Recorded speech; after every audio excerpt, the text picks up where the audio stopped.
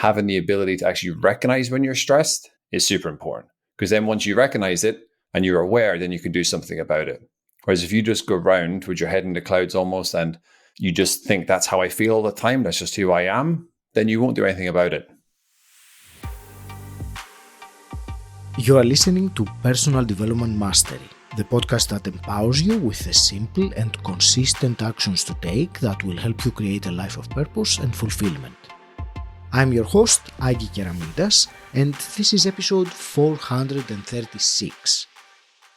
If you are a high-achieving entrepreneur, or perhaps if you are looking to optimize your health and performance, then this episode is for you. By listening to today's conversation, you will discover why stress and lack of sleep are sabotaging your success without you even knowing it, and you will also discover practical tools and strategies to elevate your health and well-being and live pain-free. So, whether you're an entrepreneur or simply seeking better health and pain-free performance, today's episode will inspire you to reclaim your vitality. Before we dive in, if you enjoy listening and appreciate what we're doing, the quick favor I'm asking of you is to click the subscribe button, as this helps us make the podcast better for you. Now let's get started. It is my pleasure to speak with Mark Gray. Mark, you are an online personal trainer and a pain-free performance specialist originally from Ireland. You have spent almost a decade helping your clients transform their health and live pain-free lives. With a unique approach that goes beyond just workouts and nutrition, you focus on building healthy habits around sleep, stress management, and overall well-being. You are passionate about helping entrepreneurs to reclaim their vitality, live pain-free lives, and optimize their bodies for better performance and productivity. Mark, welcome to the show. It's a real pleasure to speak with you today. Awesome. Thanks for having me. And yeah, that was a great introduction. That's me in a nutshell. So thanks a lot for having me. It's my pleasure. I'm looking forward to it. And I do believe that this kind of introduction gives a concise idea to the mastery seeker listening right now about who the person is. There are, and let me backtrack for a moment and say that I would like today to explore with you, among other things, one is certainly the common misconceptions that many entrepreneurs have about the so-called balance between work and health. And also, we'll talk about reclaiming our vitality, the pain-free life, all these things. Before we go there, tell us about what inspired you actually to transition from the traditional personal training to what you do now, to focusing on the pain-free performance for entrepreneurs. So I did what every personal trainer does. You get your usual 4-week course, whatever it is, and you learn your craft, you build up your skills in the gym. And I went into that whole pain-free performance side of things much for myself at the start, is because I had injuries. I played sports all my life, so there was always something that was niggling me. So I did it from an educational viewpoint for myself, was to teach myself, and obviously then to develop my skills as a coach. And as I started to get more experience and I started to build up more of a reputation in the gym I was working in as someone that was very good at their job. So I would teach my clients to move a certain way. I would help them with nutrition, whatever it is. I just was a great coach. And then I was lucky enough to go work in a gym in London, one of the UK's biggest gyms or most successful gyms in Equinox. And in there, I got introduced to just a kind of a different caliber. Maybe not caliber is the right word, but just a different kind of person. And just that person that was at the higher end of entrepreneurship and people that were running multi 7-8 figure businesses. And I was just exposed to that type of person. So I started generally working with them. And the reason I got to work with them is because I was a good coach. So you get entrusted with people with maybe like a higher reputation, because they need is, that's not to disparage, obviously, just like your regular Joe Soap with someone else, they're still a human being at the end of the day. So they both get treated with the same level of respect. But someone that is used to a certain type of service and a certain level of service, whether they're in a restaurant or in a hotel. And as I was talking to more and more of these people, I started to kind of notice a bit of a trend. And that was the trend that they had all achieved amazing things, but they had left a little bit of themselves behind in the pursuit of that, like in pursuit of entrepreneurship. Yeah. And the reason I seen that trend is because they were all in pain. Okay. Now I'm not just a like pain-free performance specialist, would be one of my titles, one of my qualifications I have. So I don't just try and fix people's pain. Obviously there's so many different things we do. It's just one of the elements, but all these people had some sort of pain, and it was stopping them from just reaching their potential. Now, it wasn't impacting their business per se. They were still able to go and do their business, obviously all wildly successful. But whether they knew it or not, it was having a negative impact on other aspects of their life. Mark, can you give me a couple of examples of when you say pain? Can you give me 2 or 3 like common pains so that people might identify with that? Yeah. So lower back pain, obviously, the most common one. Shoulder pain, knee pain.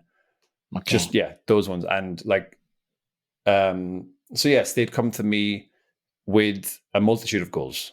Fat loss being one of them, obviously looking to become healthier. And then pain was on every single one of them. I want to get rid of my back pain. I want to eliminate my knee pain so I can run again. I haven't been able to put on my jacket for 10 years without getting a shooting pain in my shoulder.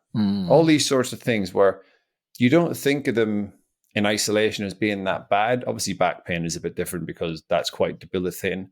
But you can get away with like a bad shoulder and a bad knee and that sort of stuff. And it can impact your day-to-day life, but not as much as some, yet it still takes away from your life, like day by day, week by week. Yeah. You can't run, so you can't do your hobbies you enjoy. You can't throw a ball with your kids because your shoulder's bad. So all these little things. And then whether they know that or not, that is having some sort of negative impact on their business, on their entrepreneurship. So what I do is I obviously fix one of the root causes, and then that positive impact just floats and positively impacts everything else. One of them is their business, relationships, family, all these sorts of things. So I think I've answered your question there. Yes, and I will let me continue with what you just said now about, you said fixing the root causes. So where does one investigate a root cause? For example, a shoulder. You said something that is, I think many people can relate. I know I can relate personally with that shoulder that, when you try to put your jacket on, you feel something, and it comes and goes. It's not, perhaps it's not debilitating, but it's not enough to make you be concerned. So when you say root causes in that, where could one start looking for that? Apart from the obvious, which is some kind of injury, which I suppose we go way beyond the obvious reasons for the pain. Yeah. So there's, in my experience and what I've learned and dealt with, there's usually like 2 culprits when it comes to pain. One of them is like blunt force trauma. So that is like getting hit by a car, or I was lucky enough to dislocate my shoulder and break my collarbone in 2 different places when I was playing Gaelic football when I was 18. So that was a bad injury. That was trauma. I knew what happened. A lot of the times it's just poor movement over time. And that is the result of weakness. So I always say weakness will often show itself as pain. So the root cause is weakness. So my job as a coach then is to identify where in the body is weak. And then we can go about building a plan and strengthening it. A stronger muscle is much less likely to be a painful muscle. So more often than not, when someone comes to me, and they've got an issue, we work on strengthening the areas around the problem and then stabilizing. And then more often than not, the pain is gone. Okay, it's not gone straight away. You have to be very consistent. You got to be very diligent with it. But yeah, so more often than not, if you want to eliminate your pain, increase your strength. And I would say it's as simple as that, but to be honest, more often than not, it actually is. Thank you for that answer. That is quite helpful to get a better understanding, or perhaps what to look for more. There are, apart from the physical or the muscle elements or the pure exercise elements, Mark, which obviously they go without saying when you do personal training. Your approach includes other elements as well, which I find interesting. I also find it necessary because it is certainly completely one way when we only look at things from one point of view. So it is much better to, I know you don't like the word holistic very much, but it is a word that if for me, because I'm Greek and I can get the meaning of the word, it is the whole, everything. So it is, but I know that what you mean, that it's been thrown around unnecessarily too much. But leaving that word aside, I would like to hear your thoughts on implementing additional approaches, like you talk about stress management, you talk about sleep. Let's not even talk about nutrition yet, because that's huge, but let's focus on sleep and stress manager. I would like to hear your thoughts on that and the impact that they have, and how people maybe have some misconceptions about them, or consider some things to be normal, whereas they aren't. And I'm sure you have, from your experience with the people that you work to, you can think of very specific examples with what I'm asking. So I've said, a holistic. I'm glad you answered it then, or justified it. It's not that I have a problem with the word holistic, because that is how I would describe my training approach. It's just that it gets thrown around so often. It's like, I'm holistic, and it's the same as like bespoke training program. So almost when I see those words, sometimes I kind of lose a little bit of its value. But yeah, I do have like a holistic, that whole approach to my coaching. I work with a lot of very successful people, and with that success usually comes high stress. Now, one of the first things I teach my clients, and it's not like actionable steps, or it's not a specific like strategy. It's just having the ability to actually recognize that you're stressed. So if you are in a perpetual state of being stressed, it's all you know. Okay. And if you are running if you're running big businesses, or you're just trying to fend for your family and you're just stressed all the time, is that you always have that constant state of stress. But you do need to recognize when you have moments that maybe you're more stressed, and you need to be able to recognize, like, okay, I'm stressed a bit more than normal. It's like, why is that? And then you can give yourself a little bit of almost like breathing room, or I'm not going to say, not an excuse, sorry, but like a reason for why you're feeling that way. And it's like, maybe I had a big project I had to get done, and that's why my stress was higher. It's like, why was I a bit more annoyed with my spouse, or my patience was less for my kids? And it's because you had higher stress. So that's one of the first things I just try to make people aware of, is having the ability to actually recognize when you're stressed is super important. Because then once you recognize it and you're aware, then you can do something about it. Whereas if you just go around with your head in the clouds almost, and you just think that's how I feel all the time, that's just who I am, then you won't do anything about it. So you have to be aware, so then you can do something. And then when it comes to just kind of managing stress, like just personally speaking, what I do with my clients is, it's obviously all dependent on the individual, but there's a load of different practices or kind of strategies. The number one stress management tool I advise to all clients is sleep. And it's as simple as that. Okay. And because you probably knew that was coming, and people that are listening probably knew that as well. And it's I'll keep saying it till the cows come home. It's just that's how important it is. And like besides some of the specifics I get into with like obviously my training and like fixing injuries where most people wouldn't know what I'm doing or what I talk about. If I was to talk about specific muscles, they're like, what is that? Most of the stuff I talk about is very simple, and it's what most coaches talk about as well. It's very simple things, just that we repeat them a lot because they're the things that work. So things like if you want to lose weight, eat in a calorie deficit. If you want to gain muscle, eat enough protein and lift weights. If you want to manage your stress better, get enough sleep. It's just one of the tools, because the flip side of that is then if you don't sleep enough, you end up becoming more stressed. And if you're stressed, you actually can find it quite hard to get to sleep. So it's a bit of a vicious cycle. But sleep in itself, just like exercising, just like managing your stress, and maybe just like having the skills of proper nutrition and that sort of stuff, sleep is a skill. And that's something I try to make my clients aware of and educate, is that if you have to be good at sleeping. Some people are great sleepers. We've all heard that as like, oh, they're a great sleeper. They can fall asleep in 1 minute. And as babies, we can sleep all the time. As we get older, a lot of us lose that skill. And it's because we're busy doing stuff. It's like we spend our teens up playing Xbox till what God knows time in the evening, in the night, sorry. And then when we hit our teens and early 20s, we go out drinking and partying, that sort of stuff. I'm just generally speaking. So sleep becomes less and less of a priority. So it's very easy for people to slip out of that skill, but it's much easier to have that skill if it's a priority. So that's the issue. A lot of people, especially in this space we're talking about, is they don't place that value on sleep. And if you don't place a value on something, you don't prioritize it.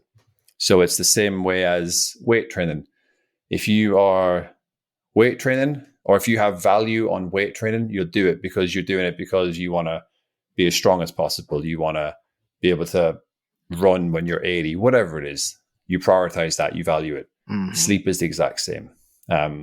So yeah, if you can get your 7 to 8 hours sleep, that will have a massive impact on your stress levels, because you're going to wake up, your mind will be clearer, you'll have more energy.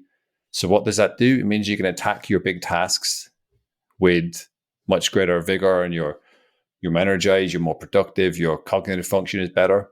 And that just all starts from sleep. So I always say sleep is like the foundation upon which everything else is built on. And if you don't have that foundation, everything else is just a little bit shaky. And it's as simple as that. It's the bread and butter of your health. I completely agree with you, Mark, and I like very much how you use the word tool for the sleep, and you also use the word skill for the sleep, and these are very, I think, important distinctions, because many people just take sleep for granted. They don't even consider it as any of those things. They consider it something that they have to do. You mentioned earlier on about stress. You said that it's important, or the first step is the ability to recognize that you are stressed in the first place. Of course, as you know, this requires a certain level of self-awareness to be able to stop and look at yourself and recognize that stress. So is there some practical tool or some way that you can recommend so that someone can have better ability to recognize their stress level? Yeah, for sure. The most simple one is to grab yourself one of these and to write stuff down. So journal. It's honestly, it's very simple, but it just gives you space to just write down how you're feeling. And for some people, that's very tough, and it will feel really weird at the start, and it will feel a bit odd, and you're like, why am I doing this? But if you do it enough, then you'll ask yourself a few questions, like, how did I feel today? What went well? What didn't go well? What could I do better? All these sorts of things. And you just start to create that skill of just recognizing how you feel. Okay. And then it's like, so I did this today and then I felt like this. It was like, right, tomorrow, what will I do to stop that from happening? Or at least if it does happen, how can I approach it better so the result is a bit better? So yeah, if you want to get better at the skill of recognizing when you're stressed or why you're stressed, I can't recommend it's just writing down and journaling. And yeah, just a few minutes in the evening or in the morning, and yeah, that'll help massively. If you enjoy this episode, can you think of one person that would find it useful and share it with them? I'd really appreciate it. It helps the show grow, and you will also be adding value to people you care about. Thank you. And now let's get back to the episode. Definitely. Thank you for that. I'm also a big proponent of journaling with self-reflection. Let's go back to sleep now, because it was very, as I was saying, very interesting what you said about the skill. What I find, and I think some people will, there might be the reason why they're not getting enough sleep. You already mentioned it, is that it's not a priority of them. They not put enough value, and I suppose the reason for that is that they are not convinced somehow of how important it is to have that. So what would you say to someone who says, Mark, I know what you mean, but there is no way that I can find 8 hours of my busy schedule to sleep? I read somewhere that for some people 6 is enough, for example, or they would find some kind of objection to do that. So how would you approach a comment like that? Well, I could give them probably 101 different studies as to why sleep is important and how it is extremely detrimental to get a certain amount of sleep. Okay. Like there's been studies, I don't know them off the top of my head, whereas that showed that if you get between like 7 to 8 hours, that's obviously seen as like optimal and you get like a certain amount of benefits from it. When you go to like 6 hours consistently, it's been shown to have like a little bit of a detrimental effect on your health. And then if you go below 6 and you're at like that 4, 5, 6 hours a night, which some people do, is that has been shown to be extremely detrimental to your health. So it's not just about you waking up the next day and feeling more energetic and you're rested and your mood is better. That's not why you tried to get those 7, 8 hours. It's because of the long-term effect on your health. And like, so you can neglect your sleep for 5, 10, 15, 20 years. And in that time period, do you know what? You might not have too many ill effects with your health. You're not going to feel great. Like that's just plain and simple. You won't feel as good as if you did prioritize your sleep. But long term, 20 years time, 20 years time, 25 years time, that decision to neglect your sleep is going to come and bite you back in the butt. It's as simple as that. Okay. If you are in that routine of just not sleeping enough, it will come and it will haunt you in the future. Okay. So the things we do now might not necessarily have that much of an impact on us at the moment, but with your health, you need to think long-term. And it's as simple as that. So I try to get that across to people is that you need to prioritize it, not for yourself now, but for yourself in 10 years, for yourself in 15, 20. You don't want to be inundated with these diseases or health concerns just because you wouldn't get enough sleep. And I wrote a post about this, and it was a comment I wrote on someone's LinkedIn post. And they were talking about sleep and entrepreneurs. And I was saying how it's almost seen as like a bit of a badge of honor and like almost like a rite of passage in entrepreneurism, is that it was kind of cool to say you didn't get enough sleep. It's like, I got 5 hours sleep because I was up like sending emails till 2 a.m. and I got up at 6 and I'm in the office and I've had 3 coffees and a pack of cigarettes and it's only 9 p.m., whatever it is. And that was almost seen as like, it's like, I'll go you. That's awesome. You're a really hard worker. But thankfully now that kind of mindset is slowly starting to kind of die away. It's still there. But if you know why you're sleeping, you'll have a much better chance of prioritizing it. So it's not just like you said, it's something you have to do. We all sleep. Like we have to go to sleep. You have to know why you sleep. So when clients join my program, in the first like 2 to 3 weeks, one of the trainings I deliver them is why I don't know the exact title of it, but it's about why we prioritize our sleep and why you need to prioritize your sleep. It's one of the very first things I teach clients. Mm-hmm. And it's just to get across the point of you need to have a value on this because of all these different things. It's not just for the fact if you put your head in the pillow and then wake up the next day. It's because when you sleep and you get enough sleep, good quality sleep as well, is you have more energy. You are better to be around. Your mood is better. You're happier. Like I said, you've got more energy, so then you can work out harder. You wake up, you're not all fuzzy brained and lethargic. So you're more inclined to eat better because your body is not craving those sugars and the carbs to give you some energy. So it's a cycle that can work really, really well in your favor, and you get some really good momentum. The opposite can go if you don't sleep well, and it all goes the opposite way. So, I just urge anyone that if you are one of those people that thinks skipping on sleep is almost cool and it's rite in passage, is just do a little research. Just go on to Google. Just Google like why you need sleep. Find a journal, or message me. I've got loads of content on it, and you'll soon switch your mindset and hopefully learn to prioritize it and put that value on it. But yeah, if you have to value it, simple as that. Definitely. I do remember personally years ago I had read a book called Sleep by Nick Littlehales. Yeah. He was the sleep coach for Manchester United and some really big sports Olympic athletes, etc.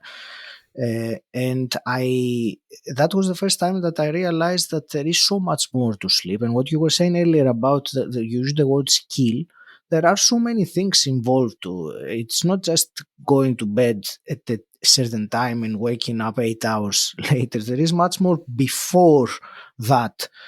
Sleep actually starts before you go to bed. It's a big topic. I will add to that and tell me if you have similar experience. For me personally, because I'm a person who likes to see metrics with my relationship with sleep and finding out the optimal numbers and things like that happened when I started using a wearable, a Whoop band for a few years. Yeah, I have one also. I'm wearing it because it gives you a breakdown. You see every morning what happened, and you can actually feel it also when it says that your sleep was really poor last night. You can actually feel it, and then for me it helps to motivate you towards establishing this good habit, because now I have established it. I don't need it anymore, but now it's part of my routine, my habit. I know how my body reacts to sleep and what it wants. No, that's amazing. Yeah. And you hit the nail on the head. Is I use this analogy quite a lot when it comes to people's health and people that are like business owners, entrepreneurs, is that when you open a business or you run a business, you have metrics that you measure. Simple as that. Like you measure how much money you're making, how many employees, whatever it is, turnover, profit, etc. Mm-hmm. Is that you need to do the same with your health if you want to be as successful with it as you possibly can. The most common metric people measure is obviously their body weight. They jump on the scales in the morning. I weigh this. Cool. The next day I weigh this. You have to do, or I highly suggest that you do the same with other metrics as well. One of them then is your sleep. And that's one like you, if anyone has a Whoop, will do the same thing they do when they wake up every morning. What's my Whoop? What's my recovery score? Yeah. On the way down to the beach in the morning, I do it. And it's not just because it gives you information, but it also gives you something to work towards. And that's that's why I think it's very important. And you said it, you used it to help you build the habit. If you didn't have that information, you wouldn't be as inclined to do it. And I use the word gamify a lot with people's health, is that it's good to gamify things. It's like you gamify your workouts. Yes. And you can gamify this. It's like, oh, I hit 80%. Awesome. It's like, let me try and average that for the week. It's like, what can I do for that? And then you end up going to bed half an hour earlier than you might have done normally because you want to get a bigger score. Now, you might not do it. You're not going to do that forever. But at the start, it's a great way of just building habits and getting into a routine. And I'm a great sleeper. I could 100% do without this Whoop because it's so embedded in me. I know to get to bed at a certain time. I don't always do it, but I know like roughly how much sleep I want to get. I know when I wake up, if I feel a certain way, sleep hasn't been that great. Like last night, I didn't have a great sleep.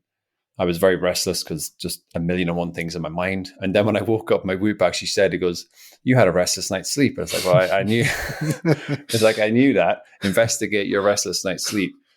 But yeah, so I think metrics like that are just amazing. So not telling everyone to go get a Whoop, and this isn't an endorsement for Whoop or anything, but if you can get something like that, it just makes it that little bit easier. I've had so many clients jump on the Whoop bandwagon and they're all a bit like, "Oh, I don't know if it's for me because I'm not an athlete or any of that." I'm like, trust me, it's not just for athletes. It's for anyone that is willing to kind of use the information. And then like that, they're hooked. And it's like sleep score this, strain this. So yeah, it's awesome. Yeah, it's. I will close this. It's that phrase. What gets measured gets improved. It is as simple as that. You can't improve your sleep or your weight or whatever it is unless you have a number to compare it against. So, thank you. That's fascinating, Mark. And this we focused more on the sleep element in this conversation, and I'm actually glad that we did because that was probably the thing that wanted to come through from from this conversation. So it's great. I will start wrapping things up. Can you share with the listener where is the best place for them to find out more about you and continue the journey with you? Awesome. Yes. So you can hit my website, which is paradigmproject.uk, and you can catch me on LinkedIn or Instagram at Coach Mark Gray. So yeah, you search my name on LinkedIn, you'll find me, and the same on Instagram. And yeah, if you feel like you want a message or you just need some advice or questions, my doors are always open. So that's why I created my social channels, was to help. So yeah. That's great. Thank you for that. And the two questions I always ask my guests. The first one is, what does personal development mean to you? Personal development for me is to always, and I'd say always because always is a very strong word when it's used in certain senses, you just always be on the path of trying to grow. So there's that thing of like, if you're not growing, you're dying.